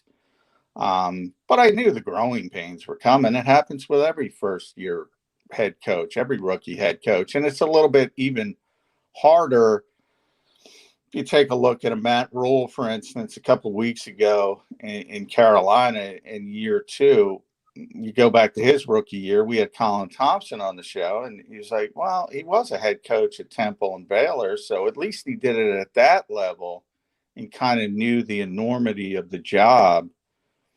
Nick's doing it, first time at the NFL level. That's difficult. J-Mac, speaking of that staff, a couple of weeks ago, Jonathan Gannon decided, let me further explain a statement I had previously made. He had said in a previous engagement, we don't really have a system. And he explained it after the fact. Well, what I meant by that was, we don't want to be beholden to a system. We want to stay fluid. We want to be flexible. We don't want to try and put square pegs in round holes. And I even understood it when he said we don't have a system. I knew what he meant, but not everybody did. So I felt the need to explain it and lay it out a little bit better. Is he going to have to explain how Ryan Kerrigan is a productive player? Because he tried to do it yesterday, and for me, he failed miserably. Is this going to be another revisit situation for the Eagles defensive coordinator? I don't think it's going to be a revisit situation. I think it's going to be one of those situations where people focus on that quote, and I think they already have, and they run with it. Yeah, you can count me in that group. I was befuddled by what he said yesterday. Yeah, and see, that's the mistake, and that's the mistake young coaches make. You got to be, and I'm 100 years old, and I make this mistake constantly. Jody calls me out on this. You got to be very, very precise in what you're trying to say, because Jonathan Gannon can be looking at me, or Zach Berman, or Jimmy Kempsey, and we know what the hell he's talking about. I mean, we do. I'm sorry if people take that. We know what he's trying to say. The people with the camera, they don't know what he's trying to say, and all they hear is Ryan Kerrigan's playing well. And he went into a pretty in-depth explanation. And I know from Mike Zimmer's defense, I mean, that's a more disciplined pass rush. That's, guys have gotten upset in the past because they don't get the sack numbers they think they might have gotten because they're not allowed to freelance. Everything's about technique. Everything's about staying in your lane. So I understood what he was trying to say, but the messaging was just awful. And that's where young coaches have to understand they're not just talking to the media people, they're talking to everybody. And everybody's hearing this, and all they're taking out of that is Ryan Kerrigan is playing well with 1 tackle in 6 games. And then you become a bit of a laughing stock, which I don't think is fair. I get what he was trying to say. We're asking Ryan Kerrigan to do different things than what you think of in Washington. He's not a playmaker anymore. He's a role player. And that's what he's doing. And he's successful at his role. But everybody shut that off. As soon as he said he's playing well, that's it. That's the clip. Boom. And you can't just make that declarative statement. You gotta go into the explanation and leave that open-ended and say he's doing what we're asking him to do would be a better answer than, he's productive, which is essentially what Jonathan said. Not to mention Ryan Kerrigan's 1 tackle was when Chuba ran into him. So I don't even know if I want to count that as a tackle job, but I digress. Ryan Kerrigan, Eric Wilson. Yeah, if the Eagles are selling, do you think they'll be here this entire season? Well, I don't know why anybody else would want them. I mean, Jody and I have talked about this seller mentality. I mean, you can want to sell all these players, but somebody's got to want them. Now, could you trade Steven Nelson? Yeah, you could trade Steve Nelson. Could you trade Andre Dillard? Yeah. Could you trade Derek Barnett for, because of his salary, you probably only get a 6th, 7th round pick, but you can move him.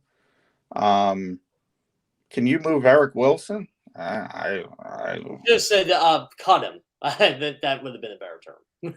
Yeah, they could release him, especially if Davion Taylor seizes control of that job. But he's a veteran linebacker. I think he'll be here. I think Ryan will be here after what JG said. I don't think they're going to cut him, but you never know. Yeah, but I mean, those have not been effective signings, especially, Kerrigan. I don't get that mixed up in Kerrigan. He doesn't play that much. He's a rotational guy. Wilson was supposed to be, and he's already lost that job, was supposed to be the 3-down linebacker. And it has not worked out at all. So that to me is a bigger concern. And the Eagles should have saw that coming. They got snowed by big plays. And I always go back to that quote I got from somebody in Minnesota about Eric Wilson, 20-point scorer on a bad NBA team. Like, he's really athletic. He's going to make an interception when the quarterback makes a mistake. He's good in pass coverage. Maybe the worst run support linebacker who plays significant snaps in the NFL. And he was last year as well. So that should be no surprise to the Eagles. None. Understood, and I knew you were going there again because you do like that quote, and it is quite fitting. You gave it to us way before the season ever started, I think, as a matter of fact, when he signed, and he has lived up to his reputation, as you correctly pointed out, J-Mac. The Eagles had a long preparation week, at least the coaches did. The players had more downtime because they're collectively bargained to have more downtime. But the Eagles supposedly put in that much more time on the staff, self-scouting, self-evaluating, and the like. Do they come up with the conclusion that maybe running the football would be advantageous? This week, the Raiders aren't a great defensive team against the run. I believe they're 25th in the NFL. Eagles are 28th, but the Raiders aren't great at it either. Is all that extra study time going to get to the fact that let's give Miles Sanders 7 or 8 carries this week? All I can say is we will see. I do think it's going to be far more interesting on offense than defense, or certainly special teams. I mean, Michael Clay spent his extra time on the golf course. Shot pretty well, by the way. But offensively is where you have to really focus and see if there's any changes. And, we got Shane Steichen yesterday, which is not as important as Nick Sirianni today. And he mentioned we got to get the football to Moss, but they've said that in the past. I think it has more to do with the offense and that chicken and the egg situation where we talked about. And, what is the offense? Is this offense just awful? Is Nick Sirianni, to use Jeff's term that he heard in Baltimore, is he overwhelmed? Is he just overmatched, or is he trying to protect the quarterback? I hope, like I said, I think he's trying to protect the quarterback. And then you get the people who don't understand. Well, 87% of Jalen Hurts of the Eagles' offense is Jalen Hurts. How is that protecting him? Well, they're protecting him by not forcing him to make progressions on the field. One read stuff, quick bubble screens, quick slip screens. He handles the football in the running game. He's reading one player. This is all simple stuff. Is it simple because Nick's got nothing else? Or is it simple because he's protecting the quarterback? You better hope for long term it's because he's protecting the quarterback, because the alternative is far worse. That's just a guy who shouldn't be a head coach, the alternative. John, how can I word this? Do you just think Jalen Hurts had a bad week where he played 2 games in 5 days, or is this going to be a long-term indicator of what he can and can't do in Philadelphia? Well, I think he had a bad game, and everyone has bad games, even the greats. So you kind of look at the larger sample size, which we are through 6 games. The most concerning part to me is they ignore the middle of the field. They ignore it. And Shane Steichen said again today, well, that's what the opposing defenses are giving us. And that's been an Eagles theme. Nick has said that as well. So you're telling me through 6 games, 6 different defense, 6 different coaches, 6 different defensive coordinators, everybody's trying to take the football away from you outside the numbers. Nobody. Nobody has said, you know what, Jalen Hurts is not that accurate. Let's force him to throw the football in the middle of the field. Are you kidding me? That's the kind of stuff that bothers me. 6 throws of 208 pass attempts in between the hashes per ESPN. 6 throws of 208. Now you think about, and I brought this up to Jody, Jeff. Now, Tom Brady's an outlier. Tom's different. But you think about him in New England towards the end. He's got the receivers in Tampa now, so it's different. He's got great receivers. He didn't have any receivers. Everything in New England was middle of the field with the tight ends and James White and the running backs and the angle routes. Everything. He might complete 20 passes to the middle of the field in one game. And the Eagles have thrown 6 passes in the middle of the field over 6 games. That has got to change for 2 reasons. One, if you're that afraid of Jalen Hurts throwing the football over the middle of the field, well, then he's not the answer. You already have your answer. And then the second part is you got to evaluate the kid. You got to give him a fair chance. But if you have the answer, if you think you have the answer, well, then, yeah, maybe you start talking about Gardner Minshew. If you're not going to throw the football in an area of the field because of the quarterback, maybe you got to start saying, you know what, we might as well turn the page. Marcus Hayes will be with us tomorrow. May get exactly what he wants because he suggested this week that it's time for Jalen to take a seat. All right, I want to flat back over to the defense with you, J-Mac. As we talked about Jonathan Gannon earlier, I think a lot of people did, but he felt the need to explain the fact that they don't have a system. We know they have a system, and he just doesn't want to be locked in, that he doesn't want lack flexibility with his system. We got a pretty good grasp on what his system is. How is his system going to work against Darren Waller this week? Who on this Eagle team, or what aspect of their system, non-system, is actually going to give them a chance to stop one of the best pass-catching tight ends in the NFL? I think a lot depends. If you go back to Kansas City, for instance, well, technically they handled Travis Kelce, but it was Tyreek Hill. So, you can take anybody out of the game if you want to bracket them consistently. But the question is, what are you going to do with the other guys? And then if they're successful, you try to, behind the scenes, JG is pretty honest. No defense takes away everything. So you make your choices. And if they decide that that's what they want to game plan, and they want to take Darren Waller out of the game, they could probably take him out of the game. If they don't, if they want to game plan in a different direction or feel they need to, then it's up to the Rodney McLeods and Anthony Harris's of the world, Eric Wilson's of the world, to handle Darren Waller. And you also add, obviously, Avonte Maddox. Now, in theory,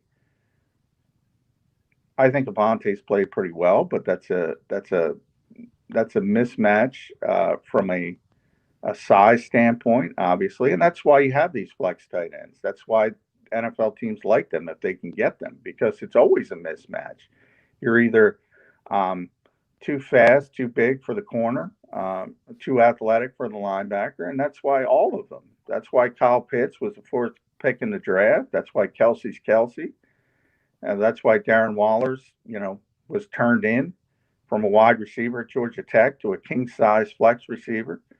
That's what people are trying to generate. And yeah, it's a mismatch. So if you want to take him out of the game, you can, but then you have difficulties on the outside. John, I thought it was pretty telling what Brandon Graham said on the postgame show Thursday night about Jonathan Gannon. It was, look, players are bought into the system. They're bought into him. But deep down, he knows he just doesn't have the personnel. What does Gannon need more than anything else on this defense to be competent going forward? Linebackers, first and foremost. I mean, yeah, he's got nothing at linebacker, and he doesn't have confidence, obviously, in his backup corners. And they could use another safety. So basically, I mean, I think Rodney has played pretty well since he's come back. But he's also an aging player. I think he's kind of limited. He's not a star player by any stretch of the imagination. Anthony Harris has, got some good ball skills, but he's not a star player. We know the linebackers. It's not even worth going over what he's got there. And then at corner, particularly outside corner, it's pretty evident he doesn't trust anybody outside Darius Slay and Steve Nelson. And, it's the Eagles have been kind of lucky because how many cornerbacks get tweaks. They might not even be serious injuries, but it might be a hamstring. It might be an ankle. It might be something that keeps him out for a game or two. I kind of like to see that, to see who we throw out there and what he do, because it's pretty clear he does not have confidence in any of his backup corners. And, if you think about it, well, they brought in Mac McCain. They've traded for Tay Gallen. They keep bringing in these young corners from outside the organization, darts at the dartboard, hoping somebody hits, and so hoping somebody gives them what they can. I would, Andre Chachere, I always got to catch myself. He's more of a special teams guy. But they keep rolling in corners trying to find some depth. And that's when I talked about trading Steve Nelson. There's so many injuries to corners around the league. That's why you might have some value in Steve Nelson. But if you trade Steve Nelson, who are you going to play? So it's kind of a conundrum. Actually, as I told you yesterday, John, I think there's a better chance they could actually trade Maddox, which I know you believe they want to re-sign Maddox, and I would understand why. I tell you they could re-sign Maddox after the fact, but you said that doesn't happen in the NFL. We'll see. Here's a point I want to make with you, John. I think it's my Birds 365 most time co-host who continues to tell me Dallas Goedert is going to get paid, and he's going to get paid big, and he might be the highest paid tight end in the NFL because he does it all. He can catch the ball, but he can also be a great inline blocker when need be. And while I buy that theory, is it even necessary here in Philadelphia since they don't run the football? Do you want to pay Dallas Goedert the highest tight end money in the NFL and then not have him use one of his strengths, which is run blocking? Again, I'm back to where I started. My first question with you, is this a Miles run weekend? Will we actually see the Eagles tap in to, just from the tight end perspective, one of Dallas Goedert's strengths, since he's now the man here with no Zach Ertz to complement? Yeah, it's a fair point. And again, everything goes back to the offense and the offensive scheme and what you're doing to this offense by limiting the offense. And you're right. Why pay a tight end $14 million if you're not going to use that tight end? I would say not only the blocking aspect, but also throwing the football, what we were talking about before, in the middle of the field. That's the tight end's job. Yep. A lot of the time. It doesn't make sense. But I think we all know this offense has to change next year, whether it's with a new quarterback or whether with the same quarterback. It's got to change. It's got to shift. There's got to be more balance. There's got to be more using every single yard on the field, not just certain parts of the field. I think Howie Roseman understands that. So I think he's operating, when you talk about in the extension that Dallas will ultimately get, he's operating with that sentiment. But if the coach doesn't change, I mean, the coach is gone. If the coach doesn't change, if this offense doesn't start evolving, like, he can lean on the crutch and say, I couldn't do it because of the quarterback, and you move on to the next quarterback. And he'll have that opportunity. He's not going to be a one and done guy. But if it continues in the same way, oh, he's going to be 2 and out. No question about that. I mean, it has to change. It has to change. Yeah, John, you kind of led into my next question here. It's even the guys I talked to this weekend, they don't think, that whole 6 games Nick Sirianni thing, where he'll be fired or not. That just seems asinine at this point. It seems like the Eagles are willing to give him at least 2 years, but I guess 3 years is a good indicator where a guy can coach or not. Yeah, I mean, certainly not 6 games. And 6 games where, by the way, you were supposed to lose the 4 games you lost. I mean, I think if everybody goes back to their preseason predictions, they said, oh, they lost to San Francisco, they lost at Dallas, they lost to Kansas City, they lost to Tampa Bay. It's not exactly a pearl-clutching moment. I mean, these losses were kind of expected. I think the issues come in with the context of how those losses unraveled as they went on, and looking at the offense. I think that's what you're saying. This guy's an offensive head coach. This guy was brought in to be a play caller. This guy's supposed to be the young up and coming ahead of the schemes offensively. He can scheme people open. He can do this with wide receivers. Well, we haven't seen that. And again, it goes back to my overriding point. People are probably tired of listening to it. Is that because he's protecting the quarterback, or is that because he's not capable of doing the things he was sold as? You better hope it's first. He better hope. The Eagles better hope. Eagles fans better hope. Last one, JM. Is it just a foregone conclusion that Lane Johnson is going to be plugged and played right back at right tackle this week? I know that he put on social media he's rejoining the team and thanked all the people for understanding and the like. And we know how good a player he is, but he did miss a couple of weeks. Is it a given that he's just going to be able to step in and go right back into the starting lineup and play 100% of the snaps, because the Eagles don't rotate guys on the offensive line if they don't have to?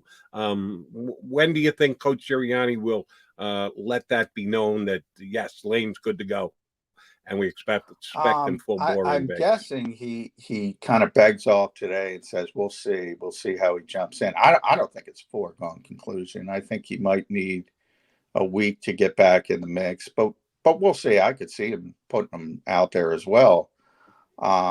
Knowing Nick, he's going to play the competitive advantage card. He's going to say, well, we don't know. And then I'll go to practice and I'll know, but I won't be allowed to tell you, and that type of thing. So I could see it going both ways. I could see them, he's played a long time. If anything, 2 weeks off from a physical perspective probably helped his body, probably helped his ankle. I think he could do it.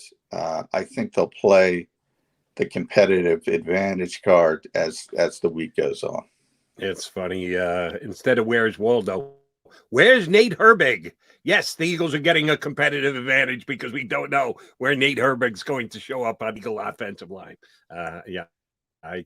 Like you. Yeah, I'm sure Las Vegas is very concerned about that. And I'm just really looking concerned Thursday night. Yeah, Las Vegas. Not only the Raiders, but the gambling capital of the world. That could swing the point spread by about 6 or 7 points. Where Nate Herbig. Well, I will say, Gus Bradley, I'm sure, is losing a lot of sleep trying to figure out where Nate Herbig is going to be. But I will say, if you go back to the Carolina week, I was talking to some of the Carolina writers. They did the same thing. They were moving. Cam Irving was out, remember, their left tackle, and they were moving Jeff. Who am I missing? Their right tackle. It's their best offensive lineman. He's not Cam. See, this is how much I paid attention to Carolina. Yeah, I'm blanking. But anyway, they were moving him over to left tackle, and they were starting Brady Christensen, a rookie, at right tackle. And everybody in Carolina knew it, but they weren't allowed to report it because Matt Rule thought he had a competitive advantage. And I said the same thing. Oh yeah, Jonathan Cannon's really. is concerned that Brady Christensen's going to be a right tackle. These coaches are nuts at times, but what can you do? Right. And then you let them play their game and you just wait to see what they actually do. Well, where is John McMullen? We know he's on the COVID test list and he is going to go in and pass with flying colors. J-Mac, we will see you back here in the morning on Birds 365. All right. Thanks, guys. Appreciate it. Johnny Mac here with us, with yours truly, Jody McDonald, and Jeff Kerr, who's done another outstanding job filling in for John McMullen. We'll come back. We still got Eagles stuff to break down. One thing we haven't really touched on yet, and yeah, I think we have to because our society is what it is, where we are with football and with life these days. Eagles are only a 3-point underdog against the Raiders. That does surprise me a little bit. We're talking 2-4 Eagles against a 4-2 Raiders in Las Vegas, and Eagles are only a field goal underdog. I'll get Jeff Kerr's take as to why he thinks that's the case. Kerr and McDonald, your Birds 365 guys, coming back next.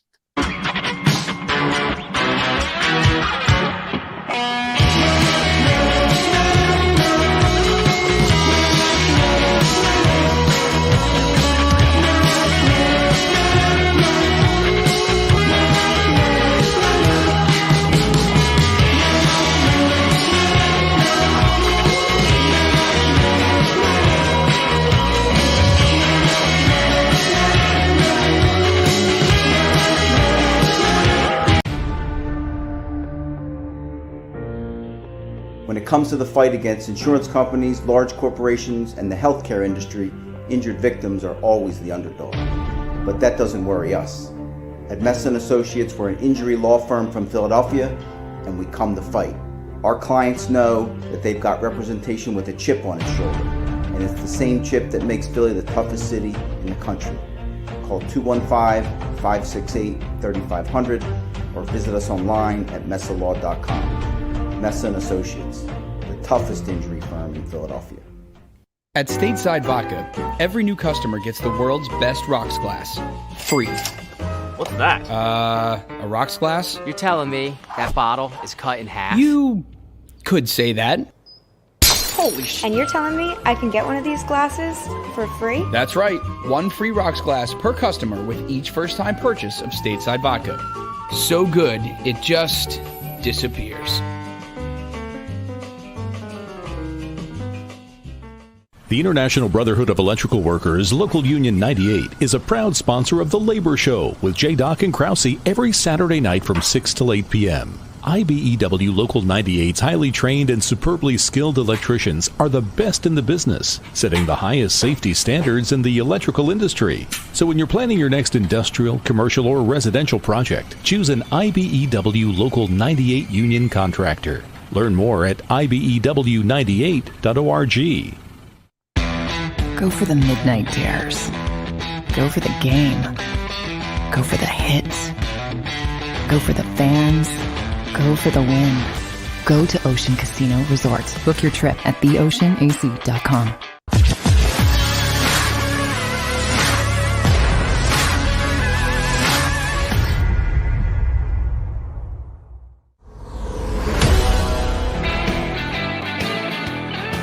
He's Jeff Kerr. I'm Jody McDonald. We are your Mac and Mac. I'm Mac and Mac. Birds 365 guys today. You got any Macness? Any way we can make you a Mac Kerr? There's no Mac in me. There's no, my middle name. It's not it doesn't start with an M. I'll say that. There's no. What is your middle name, Jeff Kerr? I do not know. It's Dale after my father. Dale. Okay, Jeff Dale Kerr. All right, fair enough. When we have a Mac, so be it. When we don't, we certainly are capable of getting the show done. But I got to admit, we had Seth Wickersham on earlier. He had the best line of the day. Kerr, you got 25 minutes to top him. I'm not even going to try because I don't think it's possible.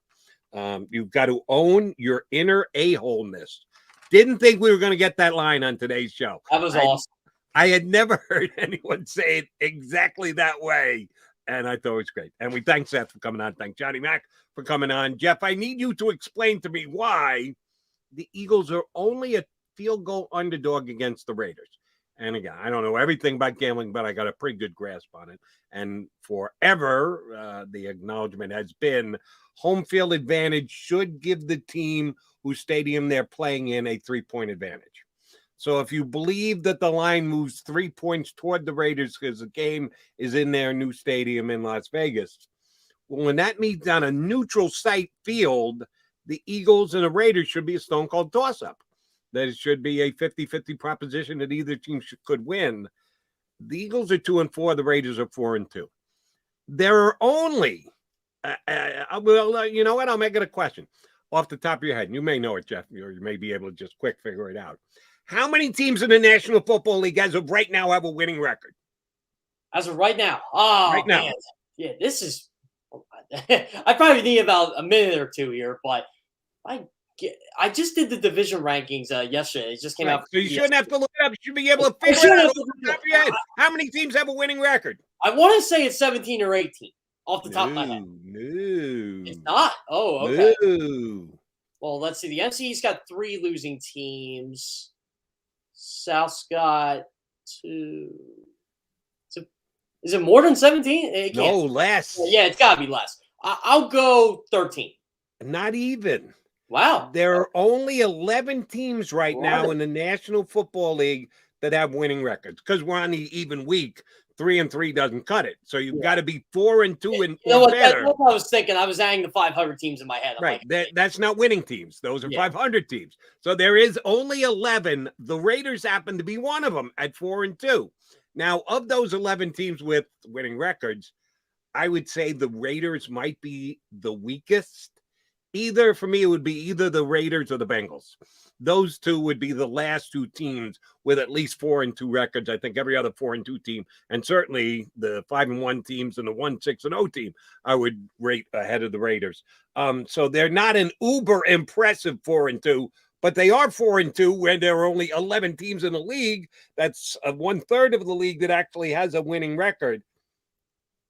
Why are the Eagles within a field goal? Why is this game viewed by Las Vegas and betting outlets as basically a toss-up if it were on a neutral field? Yeah, so I'm thinking a couple things here. One, I actually thought the Raiders' most impressive win was Sunday.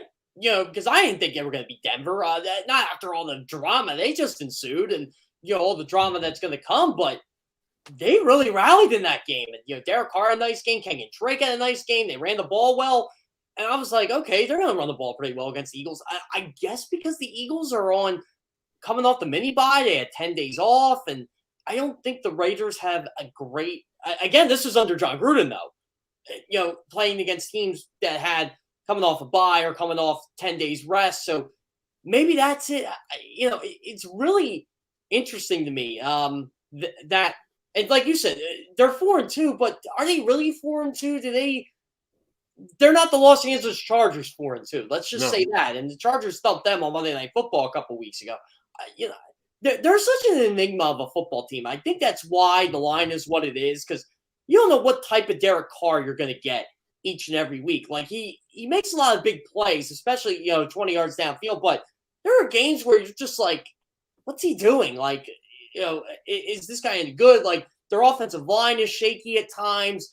Their pass rush is pretty good with Max Crosby and Yannick Ngakoue, but they're not as consistent as they should be. Their defense still has a couple holes in there. They got a couple injuries. So maybe that's why I'm thinking, okay, Eagles are only 3-point underdogs. But I think if you and I would have said going into last Thursday night's game, is the Raiders game a winnable game? Yes, it is. I would agree, but and I still think this one is winnable as well. I'm just a little surprised that they're only a 3-point underdog. I thought it'd be about 5 or 6, honestly. I thought it would be closer to 5, yes. I would say their Raiders' best game this year was that opening game victory over the Ravens. Oh, by the way, Ravens haven't lost since. They whipped up 5 straight wins. So I got to give them the nod in that one. They were good last week, and you got to face up to what it is. Rich Bisaccia is undefeated. He's the only NFL coach who's undefeated at this point. J-Mac, and I'm not talking about this year. Cliff Kingsbury is only 4-0 because he wasn't on the sidelines last week. Still his team, but he wasn't there. No, I'm talking about lifetime. Rich Bisaccia, the only undefeated coach in the NFL, 1-0. And that's why I couldn't touch that game last week, because somebody asked me about it. what the Raiders look like the choice. I know the Broncos were 3-0 at one point, but look who they beat: the Jets, the Giants, and the Jaguars. 3 bad teams, which was a very good point. But I said, here's why I can't touch the Raiders.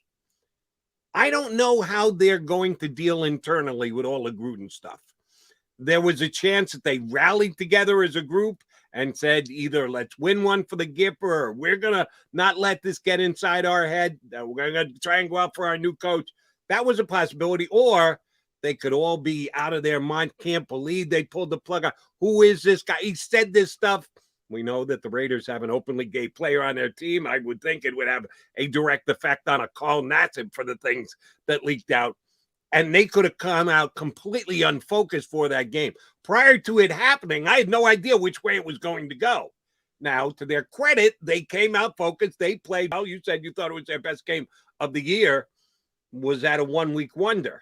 Was that a rally the troops, rally the wagon, circle the wagon moment, and now that much more difficult this week? Or is it a momentum-building thing going forward, Jeff Kerr? Yeah, that's all I'm wondering, if it's a one-win thing. And look, I will say this about what the Raiders went through this week. I think that was definitely a rally the troops type of moment. Look, we still have a lot of our season in front of us. We're 3-2. It's not like, they were 1-4 when all this went down. They still can control their own fate in terms of the playoffs and the stacked AFC. And they held serve. They beat Denver, and the Chargers lost. I know they still have the tiebreaker to go here because the Chargers beat them, but 4-2 in a loaded AFC is 4-2. And I know, like we just talked about, they're not exactly the most impressive 4-2 team on the planet, but you're a Vegas fan, or if you're on this team, you're thinking, okay, we got an Eagles team that's not that impressive. We have a good chance to go 5-2 here, and we can really right the ship. And I think this is going to be another prove-it game for this Raiders team. I'm just curious to see, because I don't think they played particularly well at home this year. Even in the Monday night game against the Ravens, I felt like they let a lot of opportunities slip in that game. All right, as we take a look at the Eagles at 2-4 going into game number 7 against the Raiders, and judge what the Eagles have done to this point, and try and attribute it to this upcoming game. They are a better road team than they're a home team. Both of their wins this year have come on the road. In Atlanta week 1, in Carolina just a couple of weeks ago. But those two teams were teams that I thought had comparable, maybe even lesser rosters in the Falcons case than the Eagles.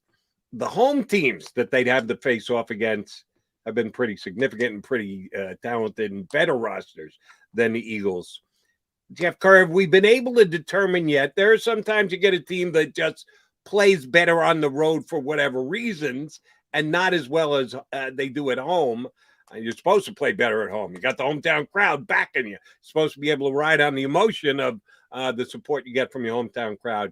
Have we determined whether this is a good or bad home team or road team, or does it just come down to the level of competition and the teams that they've been playing, both on the road and at home?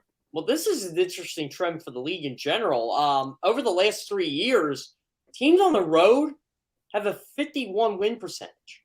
That's insane. From 1974 to like 2018, it was like 430. Now it's 510.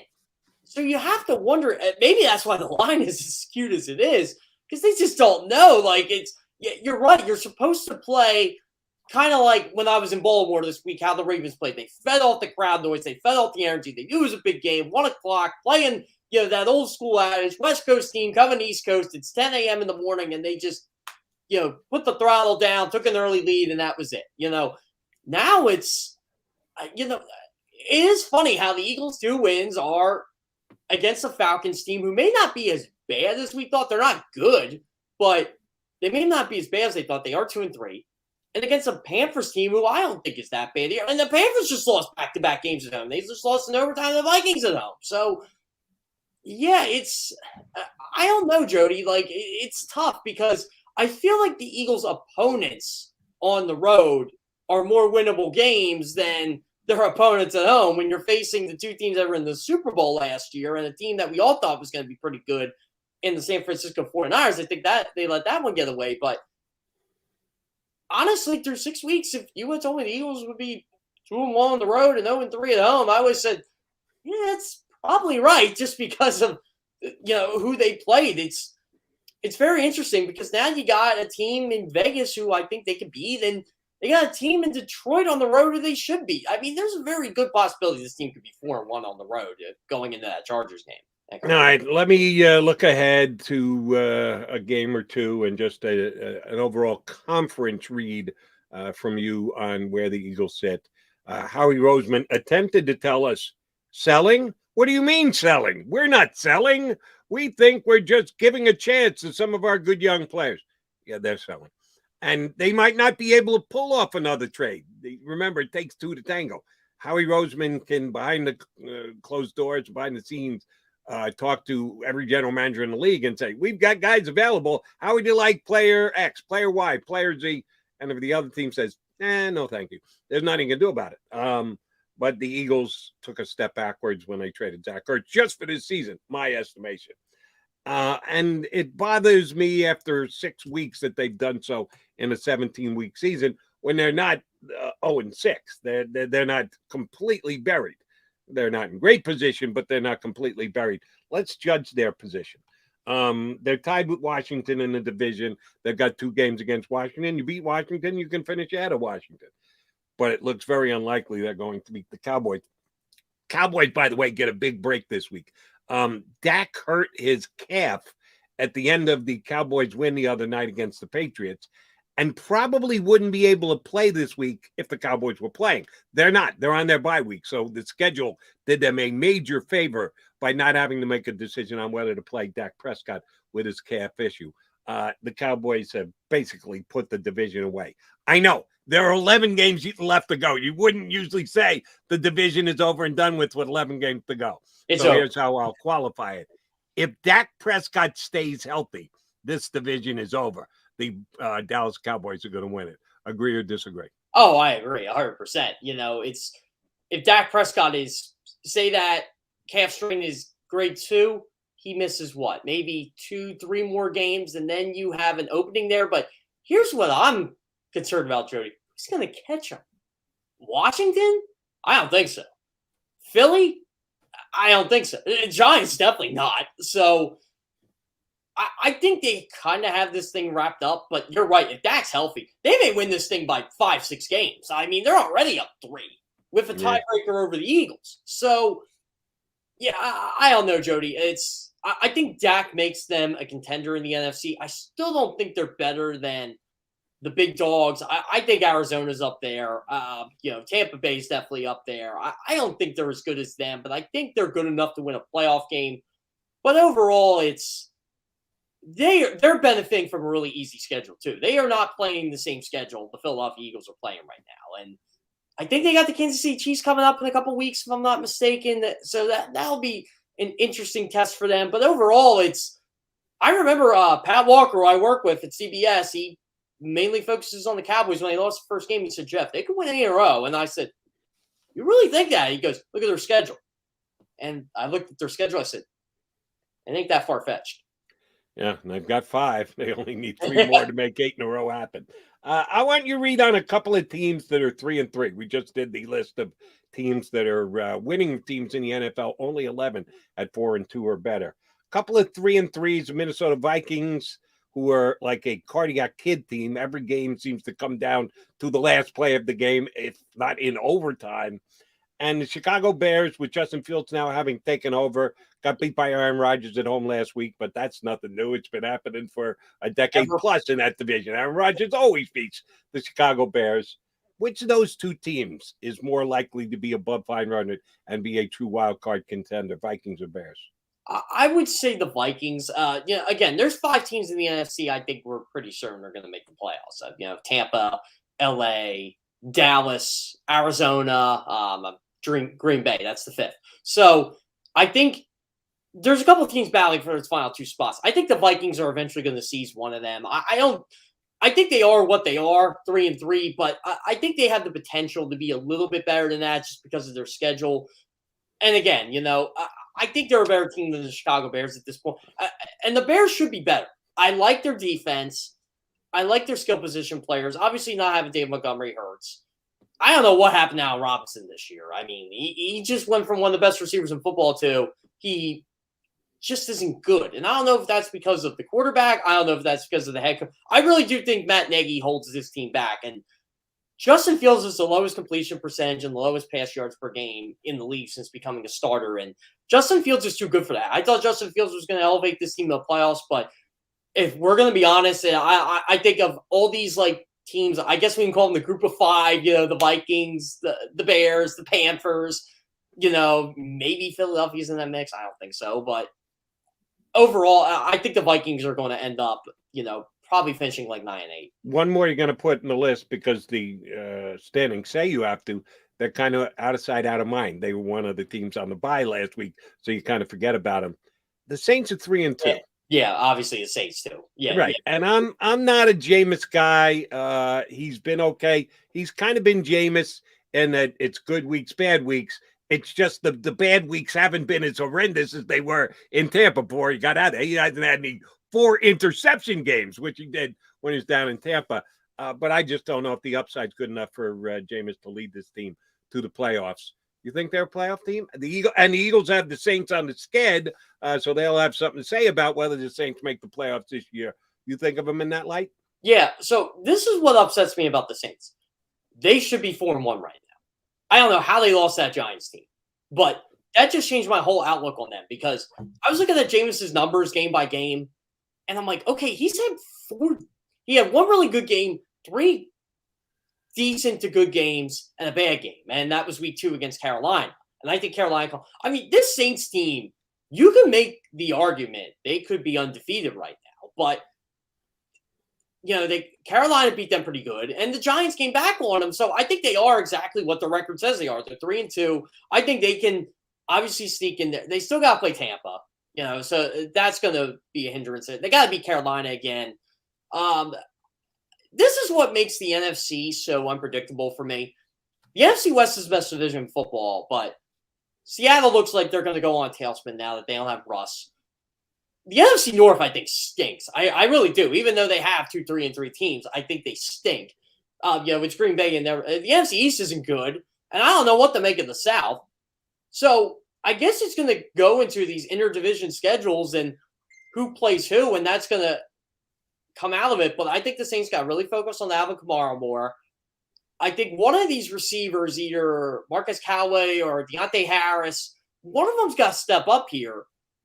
And the Saints defense, I think, is pretty good. But again, then they let, after Malcolm Jenkins says we want to be known as a defensive team, we want that defensive identity, you will let 14 points to the Giants go in the 4th quarter, so in overtime. So, yeah, I think they eventually I do think if I had to pick the 2 teams right now, Jody, I think it would be the Vikings and the Saints to be that 6-7 seed in the NFC. I didn't think it was going to be the case, but I do like the Saints better than the Vikings. I didn't think either one of those teams made the playoffs, and we need to see about the NFC West.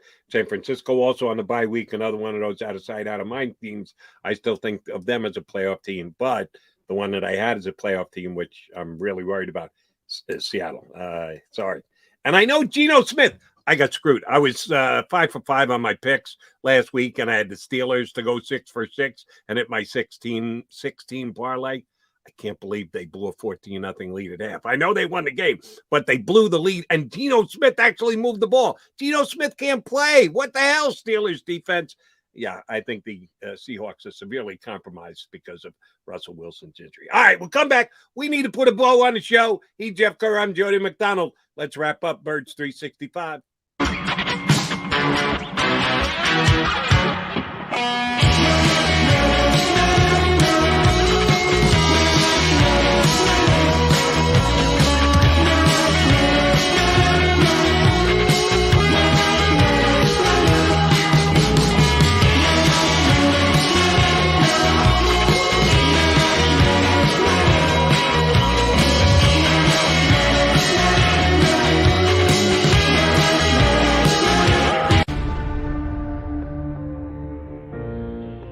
When it comes to the fight against insurance companies, large corporations, and the healthcare industry, injured victims are always the underdog. But that doesn't worry us. At Messa & Associates, we're an injury law firm from Philadelphia, and we come to fight. Our clients know that they've got representation with a chip on its shoulder. and it's the same chip that makes Philly the toughest city in the country. Call 215-568-3500 or visit us online at messalaw.com. Messa & Associates, the toughest injury firm in Philadelphia. At Stateside Vodka, every new customer gets the world's best rocks glass. Free. What's that? A rocks glass? You're telling me that bottle is cut in half? You could say that.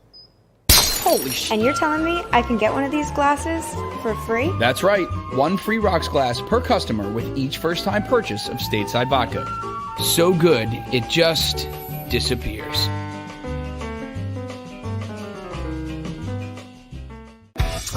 The savoring taste of a good bag of beef jerky is so enjoyable at any time of the day, as long as you can find it. Here's what we suggest. Pure Bull Beef Jerky is our answer, and soon it will be yours. Locally produced in the Philadelphia region, this high-quality, healthy protein snack is easy to secure. Go to steersnacks.com, and you'll see hot garlic, tropical heat, Pure Bull dry rub, and our favorite, Huck and Fod. What's that? Huck and Fod. Go now to steersnacks.com. Go for the midnight dares. Go for the game. Go for the hits. Go for the fans. Go for the win. Go to Ocean Casino Resort. Book your trip at theoceanac.com.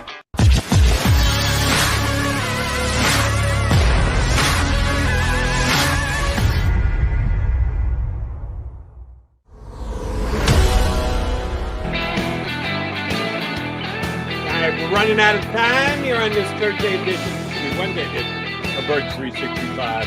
Jeff Kerr in for John McMullen today. Jim Macker, be back tomorrow at COVID testing duty. All right, two last things before I let you go for the day here, JK. Number one, know that we still got a couple days before the game is played, and I give you the right to reserve your right to change your pick between now and Sunday on Twitter. Follow Jeff on Twitter, please, where he does make his predictions. Which way are you going in the game on Sunday, Eagles or Raiders? I'm 6-0. I'm really going out on a limb here with this one, but I actually think the Eagles will pull this one off. A little bit of an upset special from Jeff Kerr. That's at Jeff Kerr CBS if you do want to follow Mr. Kerr on Twitter. All right, one other thing I absolutely positively need your input on. If Doc Rivers and or Daryl Morey called you and said, Jeff, we've got an assignment for you. We need you to babysit Ben Simmons. We need you to make sure that he gets to the gym and he's trying to improve that free throw percentage. And yeah, he's getting up 200 threes every single day. We don't really want him in practice, but we haven't given up on him. We haven't been able to trade him, and we don't want him just going off the deep end. So your job is to babysit and make sure he gets to the gym to continue to improve like he does out in that high school gym in L.A. Find a good high school gym here in the Delaware Valley. Would you be willing to babysit Ben Simmons? I would be willing to babysit him. You know what? Seth Wickersham's quote hit me really hard with Ben Simmons right there, because he is definitely embracing his inner a-hole. Over the next couple weeks. I gotta tell you, Joe, I've never seen anything like it. Any story I've read on this guy, the whole Jamie Apodi getting the huddle thing, I'm like, that's brilliant. He's so disengaged right now.